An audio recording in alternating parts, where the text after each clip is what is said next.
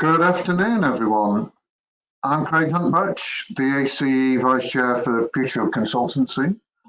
I'd like to welcome you to this latest episode of the 2020 Future of Consultancy webinar series, which is taking place throughout May and June. These explore our new business models on procurement, the future of the workplace and new technology, and how all these will impact on our industry. These webinars also feed into our Future of Consultancy campaign work at the ACE. I'm delighted to welcome two special guests today. Joining us is Georgia Hughes from Acadis, and who is also the chair of the ACE Emerging Professionals Group. Welcome, Georgia. And to Dave Bedell of ACOM, who is also the vice chair of ACE's board. Georgia will be presenting today, and Dave will be on hand for the Q&A session at the end. I'll get on to how you can send the questions for the Q&A session on the next slide. So just a few housekeeping rules. For those of you who've been in these webinars before, you'll know what to do, but just good to remind everyone. So the webinar is best experienced through headphones. This will help just to cut out the background noise. If you turn off your microphone, you also won't hear yourself breathing in the earphones. To ask questions, please go to the questions in your control panel. That's the sidebar with the controls to the right of your screen. We'll try and answer as many questions as possible, but if we don't get to your question, don't worry, we'll answer any others we've had after the webinar. Please put questions in as we go along. But we'll answer all the questions as we at the end. And then finally, don't worry if you miss anything. We'll be uploading this to our website in the next few days. So if you want to listen to again, you'll be able to log into that recording. So without further ado, I'd like to hand over to Georgia. Thank you. Thank you, Craig, and welcome everybody. Nice to be here. So, Chetna, if we could have the next slide, please. Thank you. So as Craig said, I chair the Emerging Professionals. For those of you that aren't aware, the Emerging Professionals is a network within ACE that's for those sort of between the ages of 18 and up to sort of 35, sort of the first 12 years of their career within the built and natural environment. We're present in a number of different regions and in all of the sort of countries within the United Kingdom as well. And there's a core set of us that run it from a national perspective that range from engineers, town planners, and myself as a management consultant. So just sort of give you a bit of an overview of what sort of the future of consultancy is and sort of how we came about to discuss and look into and research what the future of the workplace could be and what that was going to look like. So in order for us to be able to embrace the opportunities that the FOC campaign identified, which is the policy, delivery and operations that you can see on the screen there within the inverted pyramid, we wanted to look and see sort of who's going to be working within consultancy businesses, how are they going to be working in consultancy businesses, and what will they be doing in that. Just as importantly, what we wanted to look into was what motivates the emerging professionals and the young people that will be moving into our sector, who are going to be the future of consultancy. What are they going to need from their workplace in order to be able to flourish? And what do they need to know about the industry as we're moving forward in order to make the right choices for their careers? And I think most importantly for ACE members, what do consultancies need from them if they're going to take the next step towards becoming future leaders, be that business leader or a technical leader, or just looking to be at the top of their chosen profession? I think in and amongst all of this is sort of grounded in the workplace, not just only the physical workplace, but also the more holistic sense in terms of the right cultures, the behaviours and the skills as we're moving through. Next slide, please, Chetna. Thank you. So as a part of that, the ACE's Emerging Professional Group was tasked with exploring the issues related to the future of the workplace alongside the Future of Consultancy campaign. The research that are set out in this presentation today is the first in the stage of the process that we're sort of moving through, and it is unashamedly provocative. We need to be able to instigate this debate about priorities, and consultancy businesses come in huge varieties of shapes, sizes and specialisms, so it's not possible to produce an understanding of what the perfect company for an emerging professional could be, particularly for every AC member businesses. We're so diverse in our members that make that up.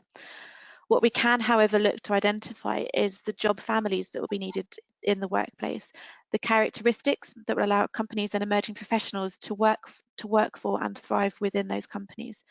And if we can agree on these, we can better understand what's going to drive emerging professionals forward, and we can help consultancies and businesses to make plans for the changes that will be needed for these people to succeed. So what we have here is we've undertaken a variety of different research techniques. We've looked at desk-based studies we've done interviews as well with a mixture of emerging professionals, so engineers, graduates, apprentices, designers, civil engineers, town planners, environmentalists, and we've also looked at the views from HR representatives or those interested in developing people through this first phase to sort of build together what this research and subsequently this presentation will look like. Next slide, please, Chetna. So through that, in phase one of this research, we've identified 3 key themes that I'll go into in more detail.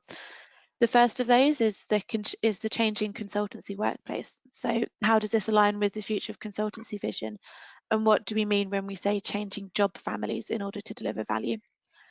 The changing consultancy workforce, which is a workforce that's driven by values and shaped by the climate crisis, and also a workforce that's looking and seeking out fairness, integrity and respect within the workplace and within and across from their colleagues.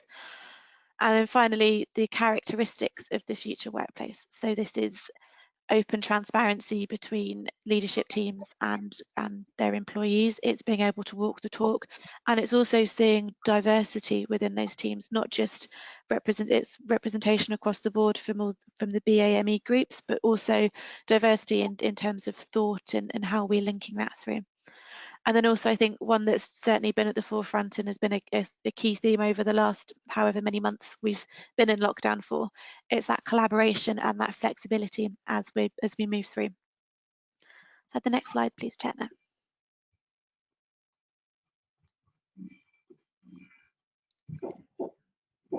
Thank you. So at the heart of this future consultancy vision is the idea that data and technology will make it much easier for consultancies to develop a deep understanding of what value will be to their clients. And that's as we then look to how we're going to design through and deliver solutions that will realise this value.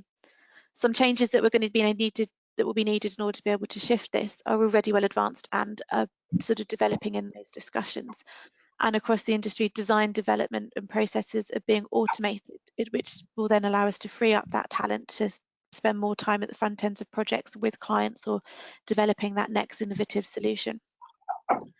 I'd also say that the appreciation of the value that the digital twins digital twins of assets and networks are growing, the data sets are becoming much more sophisticated, and consultancy is learning how to make greater use of this data through planning, design and delivery operations within the life cycle. Delivery models such as Project 13 are sort of allowing consultancies to generate sustainable profits from the value they add. And we've seen this certainly with the previous webinar looking at the value-based business models that was delivered, I think, last week, and you'll be able to find that on the ACE's FOC website if you want to listen back to it. I think what we started to look into here in a lot more detail is that what do we actually mean when we say we're going to deliver for value? And in order to be able to understand customer problems and being able to design and deliver solutions that will meet their needs. What we've seen throughout the interviews that we've done and the research that we've been looking at is we had one multidisciplinary consultant describing these demands as creating a set of 3 job families that would broadly fit these separate sections. And these aren't job families that we would know in the traditional sense, but sort of actually starting to think a bit more broader in terms of how do we deliver what we need moving forwards. So we've got solution finders who are sort of very adept at getting underneath the hood of clients' business. They can understand it, they can articulate their objectives and the challenges needed for the client well. And it means sort of really able to interpret the data, listening and analytical skills are vital for this job family group, rather than having necessarily an excellence in a technical discipline. Solution developers are highly competent in their technical discipline. They are extremely skilled. They understand the technological changes and are able to generate that innovative and deliverable options that meet the client's brief. Tools such as sort of generative design are accelerating the process of operational development, but not necessarily replacing the human role of identifying the initial concepts to be explored. So these solution developers are very much those at the forefront of their technical discipline, driving that forward. And then solution builders are traditionally those with highly competent in detailed design, development, coders, platform builders, automated processes. And in this space, the traditional distinction between engineer and technician may start to become blurred as we look at kind of how that moves through. If I could have the next slide, please, Chetna. So in order to be able to understand what's really different about any generation, the best place to start is sort of looking at the trends and events that have shaped their formative years.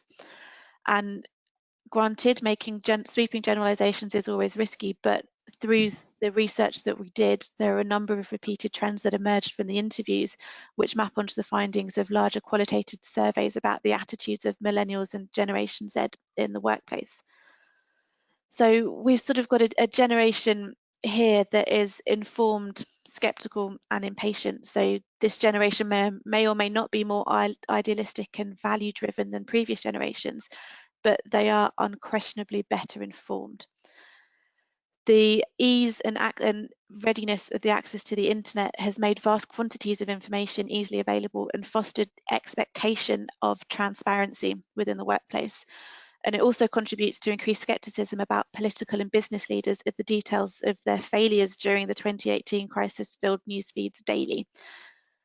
In the workplace, this transparency means that the employees and emerging professionals are able to really quickly find out about what their companies are really doing.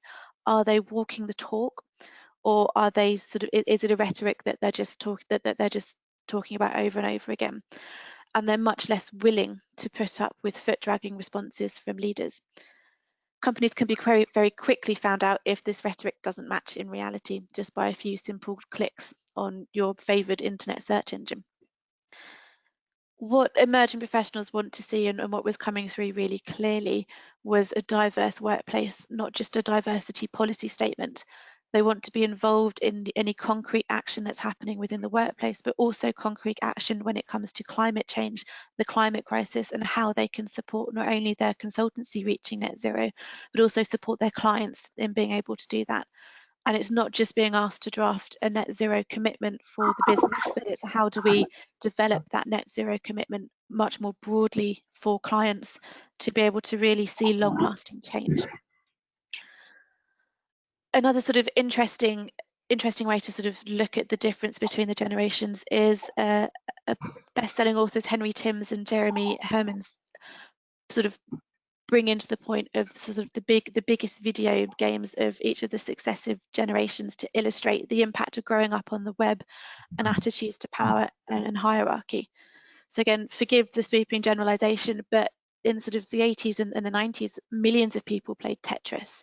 They sat on their own in sort of their sort of succinct groups, arranging shapes that fell from the sky, sent by sort of an unseen hand of God, in order to be able to build that through, which was quite impersonal, but they were able to organize things as they dropped through.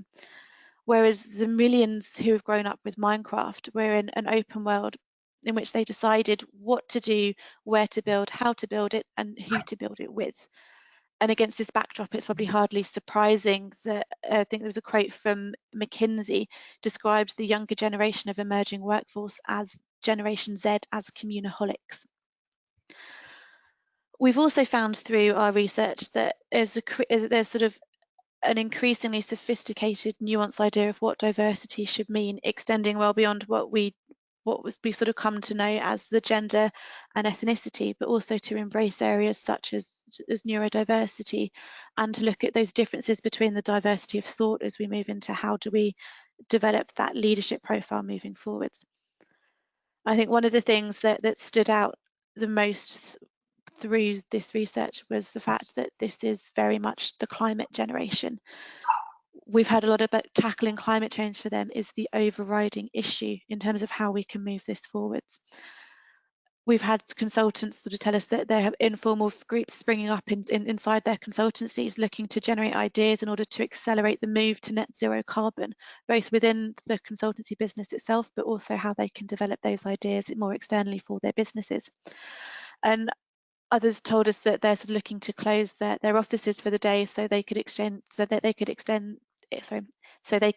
the Extinction Rebellion marches, and because that's of value to them, and they want to be able to show and demonstrate that this is something that we really need to be looking at and listening to. Can we have the next slide, please, Chetna?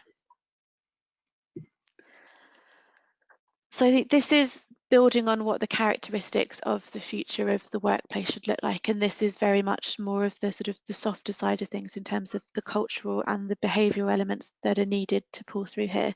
And we split those into 8 clear themes. I won't go through all of them now because it'll take quite a while, but we'll sort of pick out a few key ones as we sort of move through. So we've got one of those themes is, you know, purposeful and meaningful work. And purpose was a word that we heard time and time again during this research that we were doing, both from a desk-based perspective, but also when we had the interviews with individuals.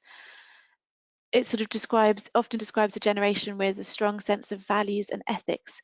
And we heard that employees and trust-owned firms, especially those with commitment to sustainable development embedded into their DNA, are much more attractive to emerging professionals than those that just perhaps have a rhetoric to it, but don't necessarily look to see how they can embed it down and distill that out across the workforce. But we've also heard that purpose related to simply having a sense of interesting and challenging work. We were told several times that we know that engineers like to do engineering, designers like to design, town planners like to plan and sort of develop those areas. But it's something that you need to look at more broadly as to how can we utilise and use that transferable skill set that individuals have in order to give them something more challenging to help develop and sort of keep that retention of your staff base as you move through. So walking the talk, I've mentioned this as we've sort of gone through the process in terms of what does that actually look like, and we've seen that we live in an age where there's a gap between a rhetoric of senior leaders, not just from a business basis, but also, you know, much more broadly speaking, especially given the situation that we all find ourselves in at the moment. And the reality on the ground can be quite different, and there's quite a large gap there. And many of the sort of younger consultants that we spoke with didn't doubt the sincerity of their senior leaders within the business, but they felt that good intentions hit that buffer of middle management and didn't always trickle down in the right way. But because they needed to get a job done, and so anything that stops them from meeting that project requirement or from signing off that piece of work or from delivering to the client was seen as could be seen as counterproductive to what the project team is trying to do. There's also been a lot of frustration, or there is a lot of frustration around the commitment to social value and sustainability is failing to find its way into design briefs or procurement processes. I think this is something that we need to start changing, and it will come from us as a push from industry, but it also needs to come as a pull from clients. And the only way we can do that is by educating the client around what sort of sustainability processes need to be in there, what social value elements should we be looking at in our procurement documents, and how do we develop that and ensure that we have a focus on that clearly, not for it just to be another tick box exercise as you move through the project aspect. I won't touch on flexibility and work-life balance because I know we're probably all sick to death of hearing work-life balance and how you can work more flexibly within our current situation for COVID. But I think one to touch on is very much diversity. So we've been told that this generation expects to see and experience diversity and not just read about it in their policy statements. And we know that HR directors are looking for a win-win so that they can recognise a diverse workplace is an expectation of younger staff, but also vital for innovation and collaboration within firms and within project teams. an angle that we sort of will look to be exploring in the future is how do we balance that between the recruitment and how do we balance that recruitment and retention in order to achieve that diversity. We spoke to one diversity campaigner and they called for a balance, that there needs to be a balance for the shift towards the latter in terms of achieving diversity, noting that industry is much better at managing the challenge of employees raised from minority groups that they might face once they're in the workplace, rather than how do we recruit them into the workplace. So how do we, there's sort of a much wider conversation around how do we get that diversity angle in there, not just from recruitment and targeting those work groups that need to be in the industry, but how can we then build on that and really demonstrate that our industry is sort of pushing that out there, and that we are a diverse industry, and that we use those different elements coming through. Transparency, openness and fairness. I think it'd probably be fair to say that millennials and Generation Z prefer to operate in a much flatter structure rather than the traditional hierarchical structure that we're used to seeing within our industry. The time-serving gender pay gaps and the tap on a shoulder approach to progression isn't something that emerging professionals want to see moving forward. We've sort of got a highly structured education and an experience of growing up online, which creates that expectation of regular or instantaneous feedback on how we're doing, so we can continue to grow and develop, rather than waiting for sort of a once a year review for our performance. And this can create friction in multi-generational workplaces where firms acknowledge what emerging professionals want in terms of transparency and fairness, but they're looking to ensure that what is delivered is across the board. And what we found through this is that there needs to be a way in order to be able to find that appropriate middle ground between the other generations that are already in the workplace, but also what the emerging professionals are looking for in terms of recognition for the work that they're doing, and that sort of much flatter matrix structure to an organisation. There are many more besides, but if you're interested in hearing about the research for the other 8, please do get in touch with me. Or we're sort of looking to release our paper in the coming few months, so you'll be able to see it in much more detail. Chetna, if I have the next slide, please. Thank you. So that was phase 1. That was sort of what we'd found through that, with those 3 different areas as we're moving forward. And now what we're looking at with phase 2 is a build on the job families, the 3 job families that I mentioned previously, working with ACE's Future Skills Group as a part of the Future Consultancy campaign, to really build out what those job families might look like, the sorts of skills that would be required, both from a reskilling purpose, but also how do we get the right skill set in at sixth form and university level to start sort of developing that element to be able to bring that forward. We're also looking at sort of creating a platform that will support emerging professionals through their careers as they develop through. So almost providing them with a series of roadmaps based on business technical leaders and those avidly admired within their professional field. How did they get from where they first started out as an apprentice or a university graduate up to where they are currently? What pathways did they take, so that we can provide the emerging professionals, and to some extent the member companies as well, with a platform to see how individuals can move around. I think it'd be fair to say that we've moved away from becoming sort of company lifers, if you will, and there's sort of much more of a focus on how can you utilize the experiences best within your current company, and then where's the next right jump for you, and how do you make that in order to get to where you want to go to. What phase 2 is going to look at doing in terms of the research that we're going to build on is looking at those behaviours and cultures that need to be a part of the workplace, and looking sort of tying in the other elements of phase 1 to really kind of build off the 4 scenarios that are detailed below. So what we mean by these scenarios is given we have the opportunity now to create what the new normal will look like, we know that we know that we can't go back to the way we were working before. We know we have to look at how we can get to in the future. A big part of that needs to be the net zero push can't just be rhetoric. There's been announced by policymakers, by government and by companies that yes, they're interested in net zero. Actually, what we need to look at doing is how do we embed that across our businesses culture, across our client culture, and how do we get that right level of push and pull so we reach that equilibrium. So what we mean, so the ideal to get to this is leading the infrastructure revolution. And what we mean by this in the scenario aspect is that the government will respond to the sort of a post-COVID downturn by doubling down on its promised infrastructure revolution. Net zero will be leveled up and will sort of have the twin strategic aims of the programme as we move forward.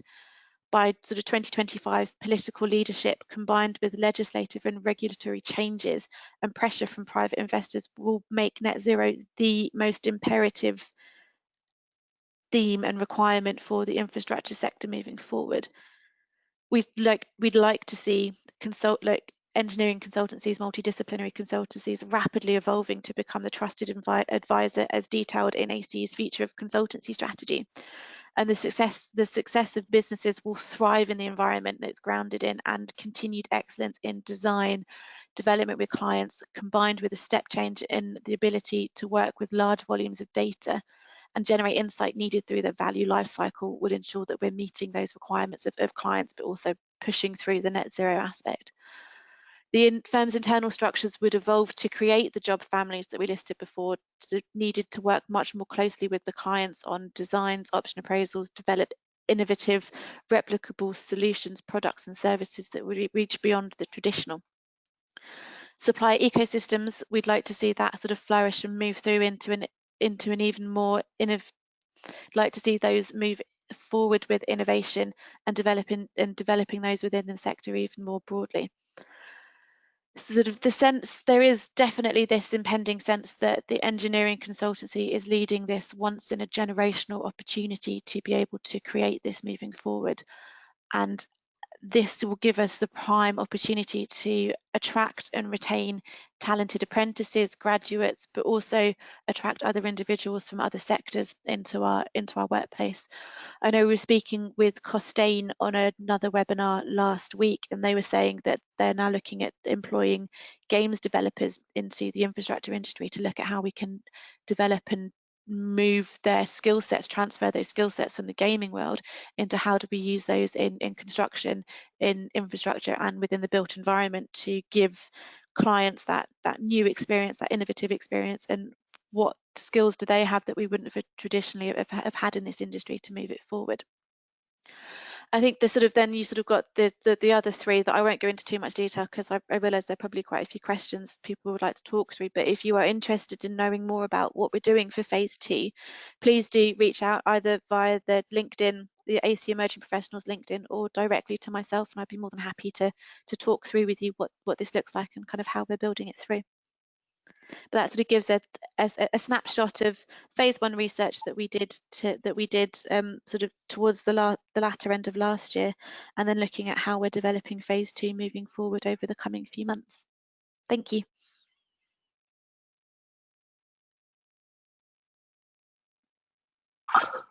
Okay, thank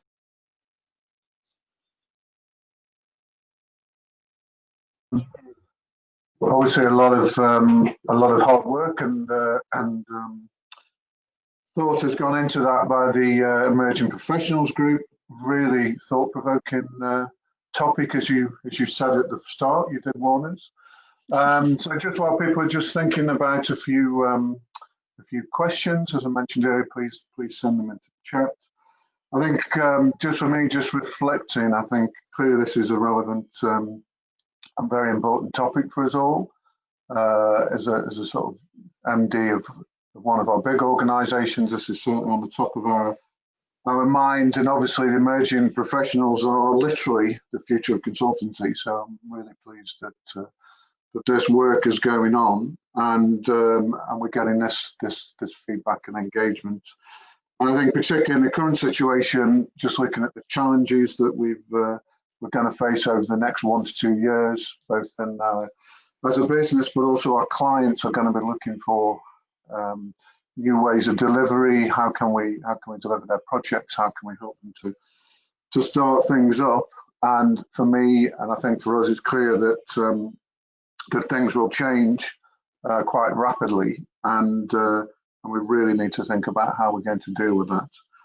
I was really interested in particular things you had, Georgia, on the sort of values and of the workforce, and this, I've never heard it before, this collaborative communaholics. That's something that's going to stick in my brain. And also the reference you made to the generations, and we're going away from referring to them as the X and Y and Z generation, and referring to them based on their which video games they grew up with. I think that's actually something that is, I hadn't really thought about. It's quite relevant. But maybe a couple of questions from me just while we're waiting for other questions to come in. So, going back to your job families, I think that's something that I recognise, a few people recognise, but it is a big change, and clearly there's going to be different skills and different expertise in those job families.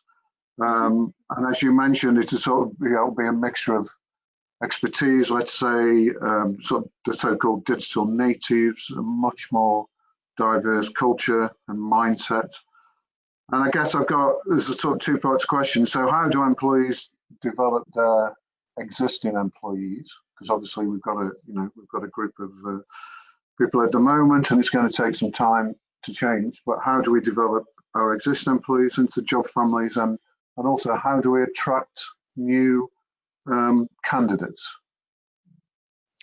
Two parts. Of course. How do we get to job families? Yeah. So I think these job families are more around developing what skills individuals would look at using. So rather than trying to go through each individual roles that your traditional multidisciplinary consultancy would have, whether that's a large consultancy or an SME, it's rather than going through those individually, it's looking to group roles underneath those three areas in terms of, would they be looking at building a solution? So if they're building that solution, traditionally or typically you'd look to find people within that building aspect that would have your sort of civil engineering background, that would be sort of technical or technology builders to be able to build those data platforms or data sets that we can move from. You probably want to have people that would support that development. So then within the solution developers, you'd then look to see, or you'd expect to have your environmental consultants within there that support with the development of a project as it moves through. You'd have town planners. Again, you'd have engineers that would sit within that bit that would look at how you can sort of design and build that aspect.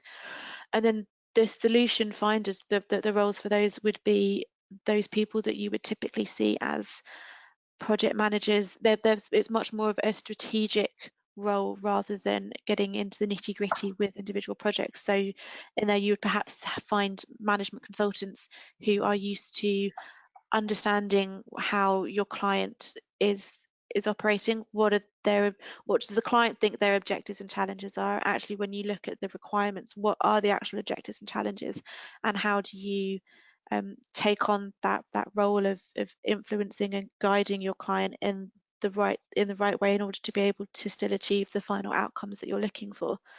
So to sort of develop existing employees, it would still need to link into their career pathways that they were looking to build on.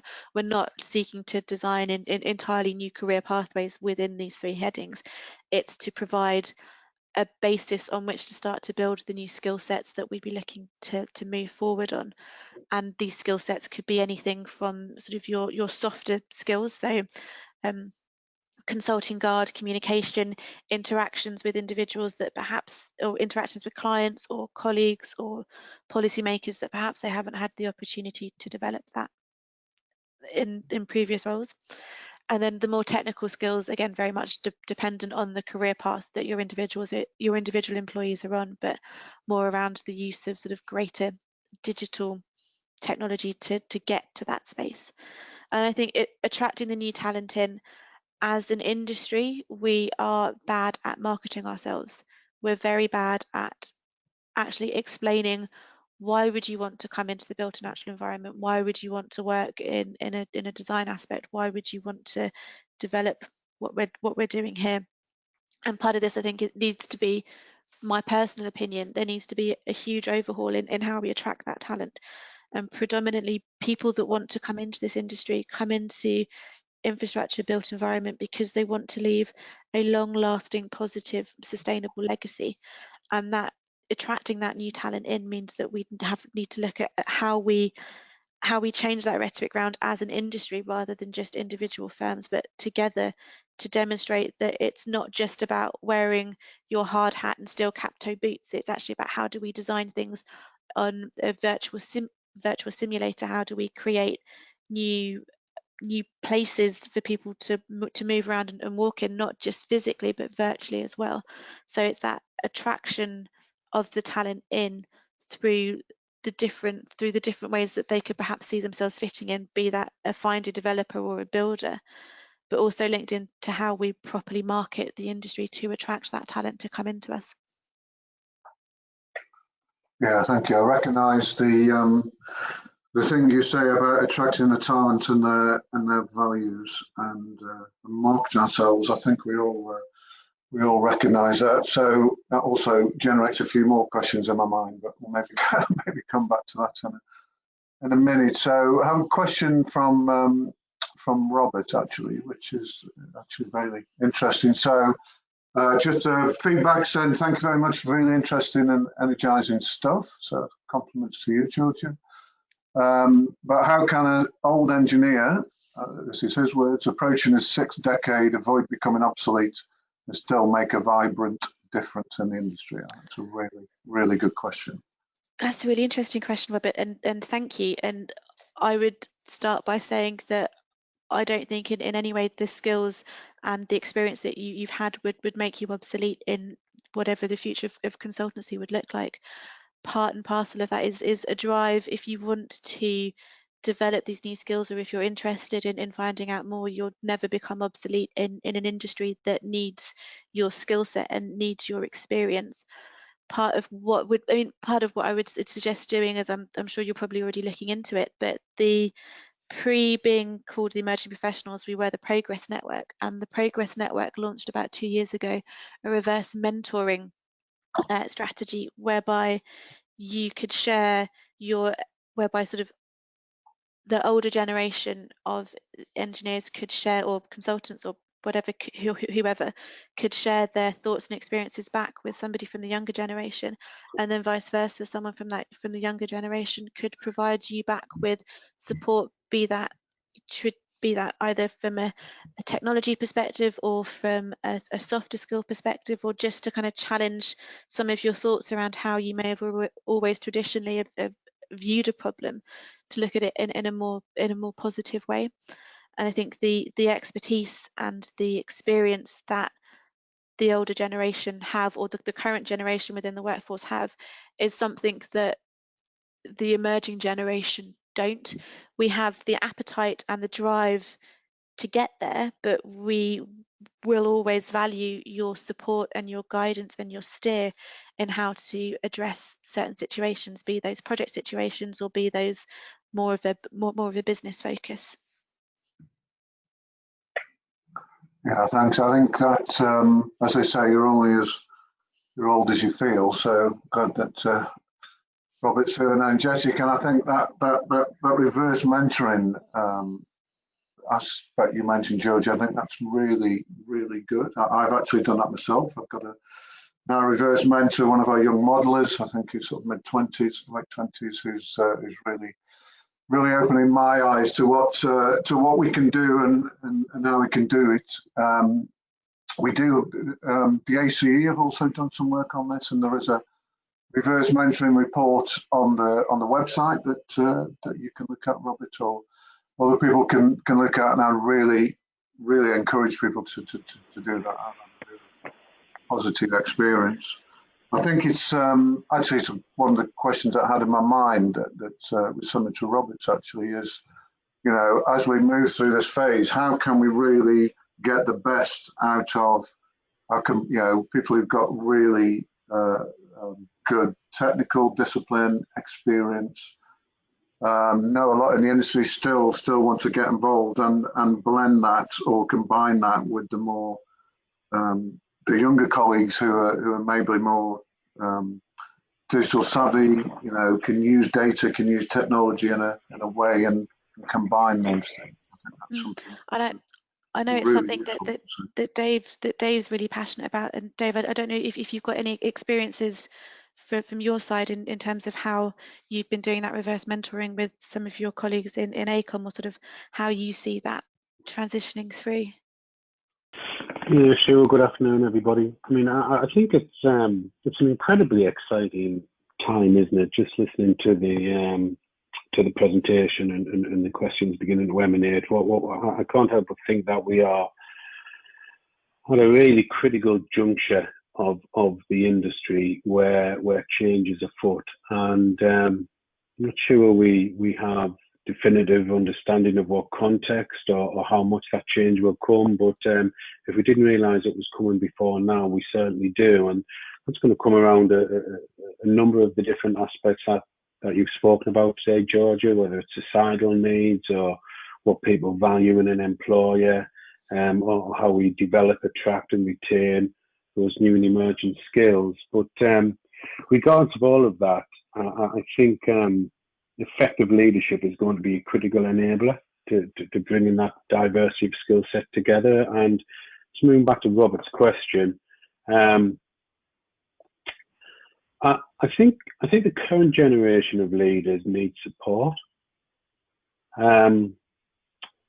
I think it's a difficult thing for many to put their hands up and say, actually, I don't understand something. I mean, my teenage daughter is the font of all technical knowledge on anything digital, but she still needs to ask Alexa how to make beans on toast. So there's always going to be that need to try and bring together that sort of technical competency with those more practical skills. And I think our leadership have a critical role to play in that. But before you can reach out for support, Robert, I think it's important that as a leader, you need to understand and acknowledge your own development needs.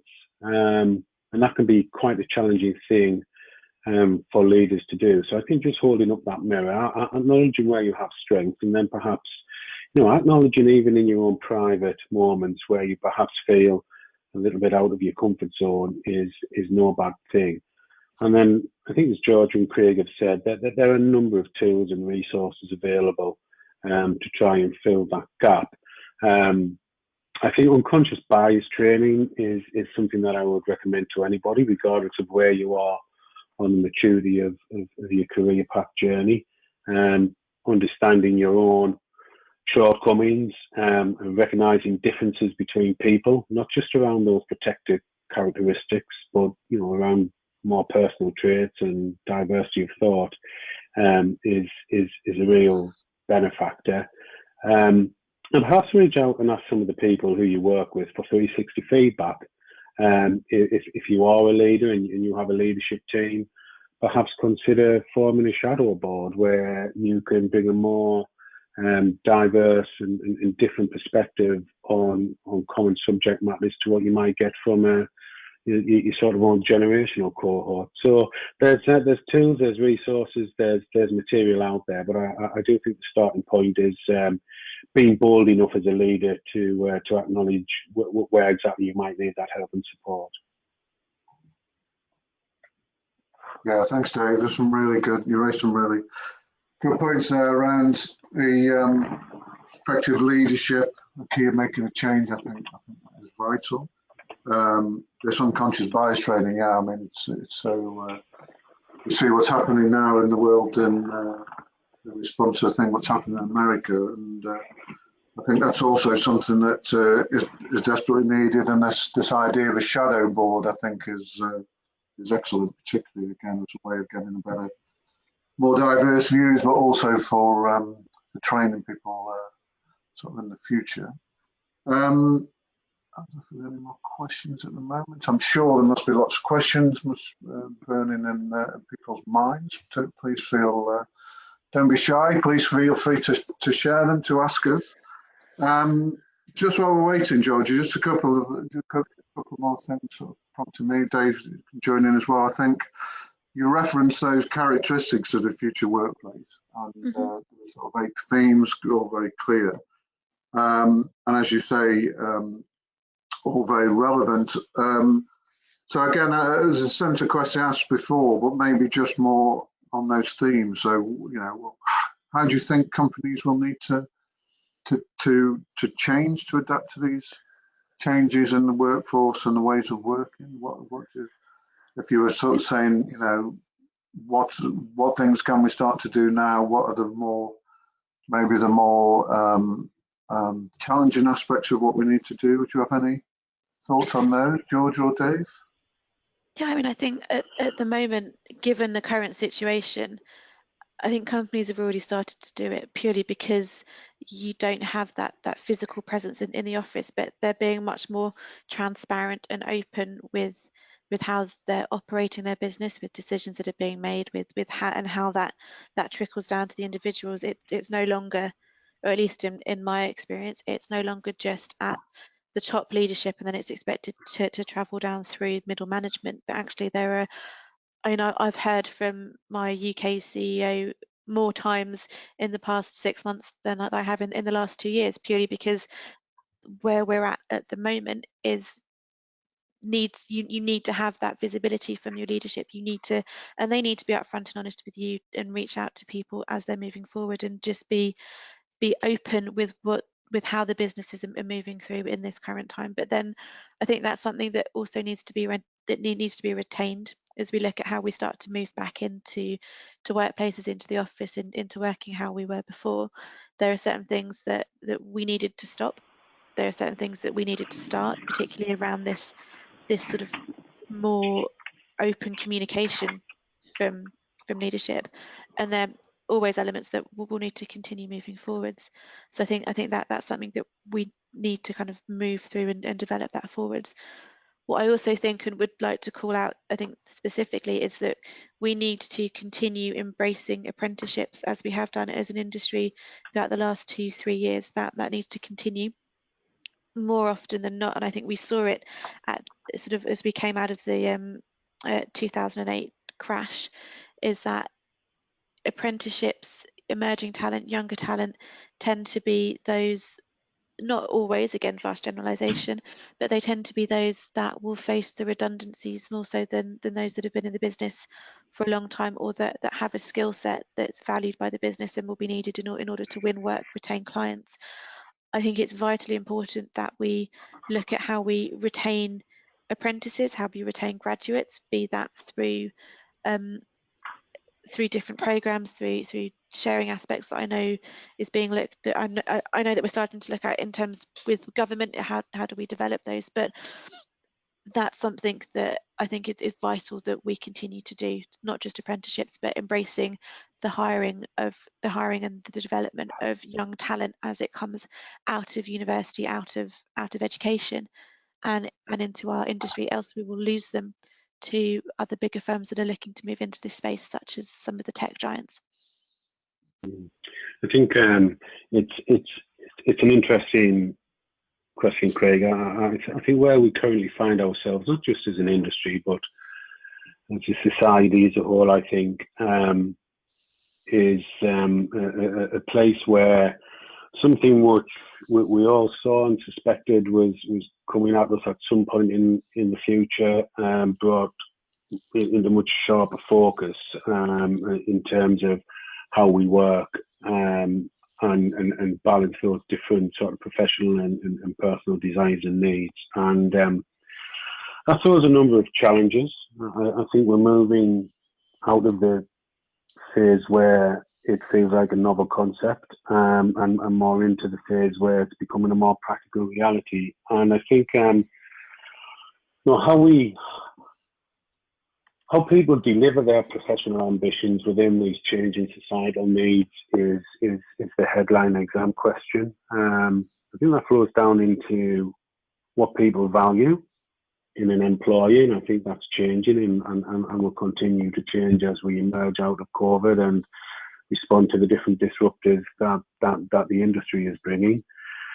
But some of the more practical things, I think that's going to take us into uncharted territory. How we actually facilitate that new home working culture, and I think it's worth bearing in mind that it's not actually right for everybody. So we shouldn't assume that we're jumping from an office-based culture to a home-based culture. I think it goes back to that diversity of thought and inclusion and respecting of individual needs and the role of leadership in bringing all of that together. But there are legal connotations of your home being your workplace. There are health, safety and welfare considerations in terms of ergonomic workspace and equipment. I think we will see changes in how consultants contract with their employees. I can see a far broader, more diverse range of employment contracts. I can see that flowing into how we remunerate and reward staff changing as well. And then obviously that flows into some of the more sort of practical issues that many employees are grappling with around real estate strategy and how to manage overheads and the like. So I really do think we're at the beginning of a period of reflection and change.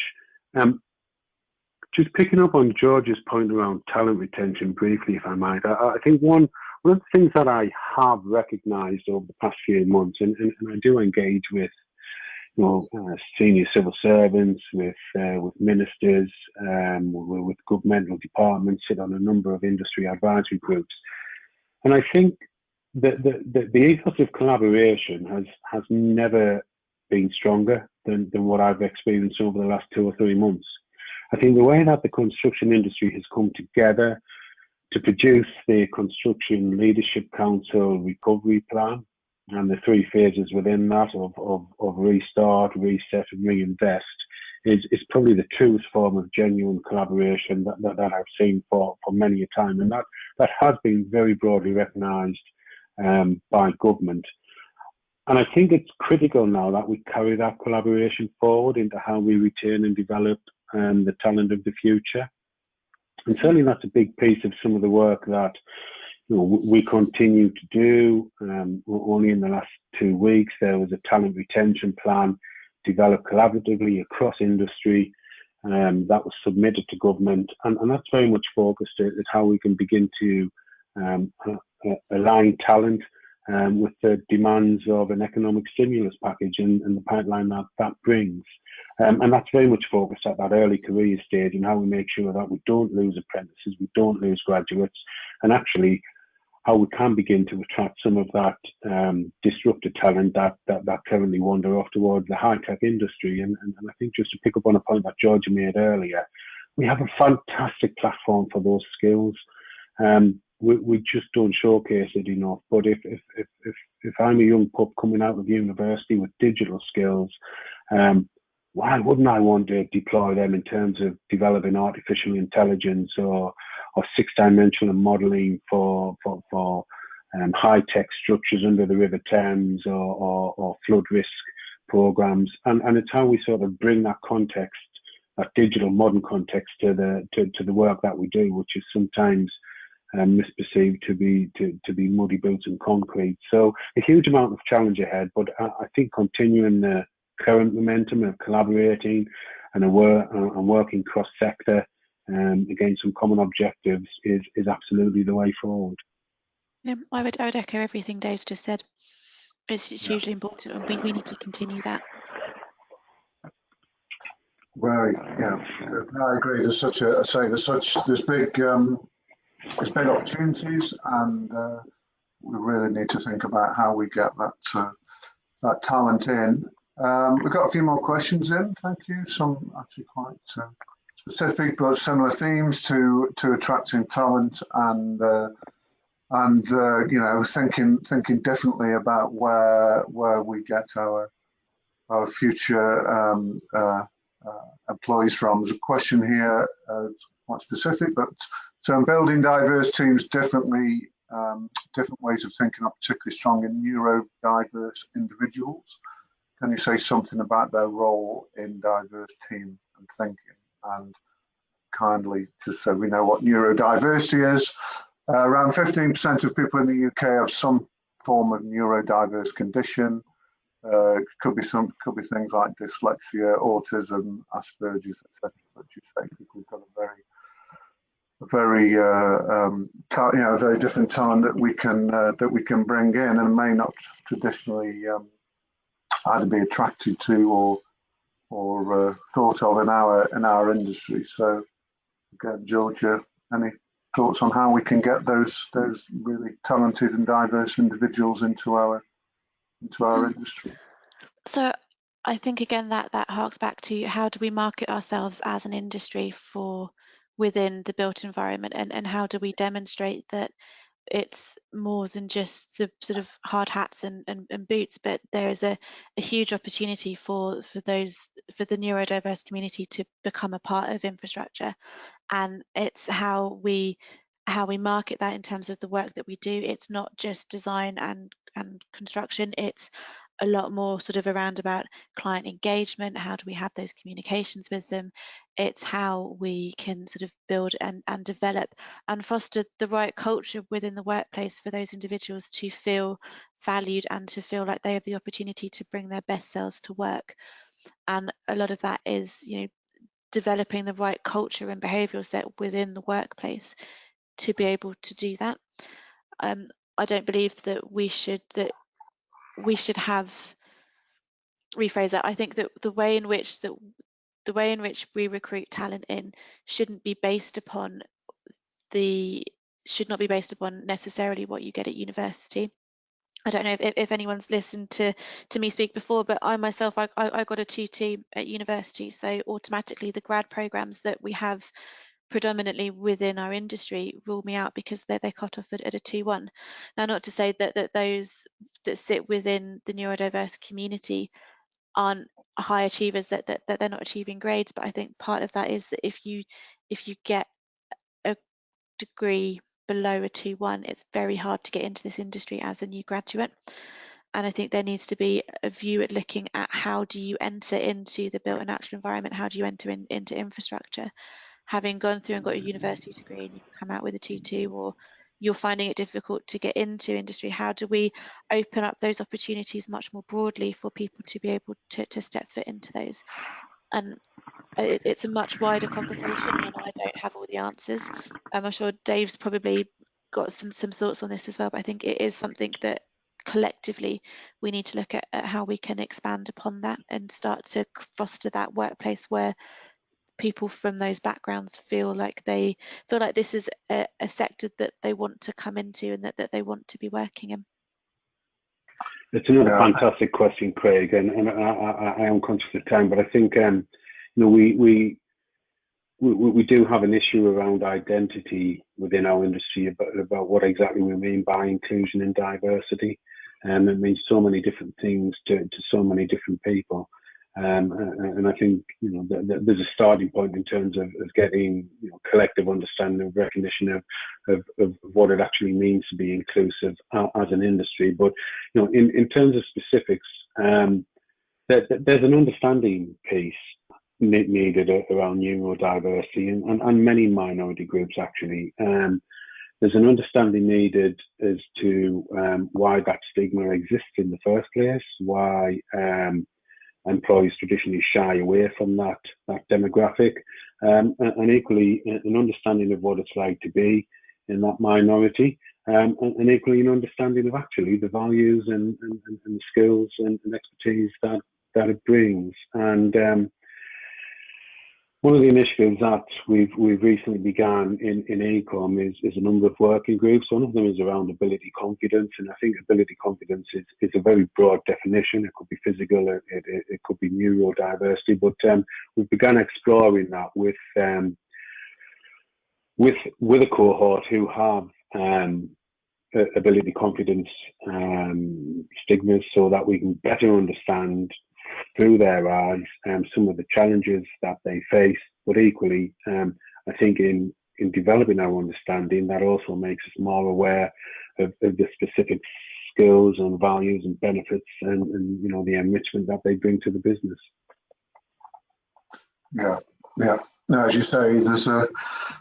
For me, it's quite exciting. I think we're actually opening, rather than making things difficult. I think as an industry, there's a real appetite there. Thanks, Dave. Yeah, I think now. I mean, I think it's for me, it's very exciting. I think rather than seeing it as a challenge, I think there's an opportunity here to get much more diverse and talented workforce into our industry, and something we should embrace. I'm just mindful of the time. We're almost out of time. There's a couple of questions that have come in from Sam and from Robert again. Thank you. Actually, I think question, but also reiterating what we've just said about looking to bring in apprentices and a real wholesale change in how we bring new talent. I think that's really something we need to think about. And then finally from Robert about how can we prevent our future leaders acquiring the old incumbent view. And I think both of the things we've both Georgia and Dave have touched upon, but again, much more food for thought and stimulation. So unfortunately we're out of time. Many thanks to everyone for listening. I hope you found it interesting. I certainly did. Thank you for your questions. Our final webinar in the series entitled Connecting Technology to Outcomes takes place in a couple of weeks on the 23rd of June. Again, I'll be hosting that. I'd like to say a special thanks to our guests today, so to Georgia Hughes and to Dave Bedell. Thank you for your time, Georgia and Dave. And thank you everyone else for your time and listening to the webinar. Just as a final reminder, we have recorded this session, and we'll send you a link later today so you can refer back to it or forward it to colleagues. And we'll also add the slides to the ACE website. So thank you once again, and see you next time.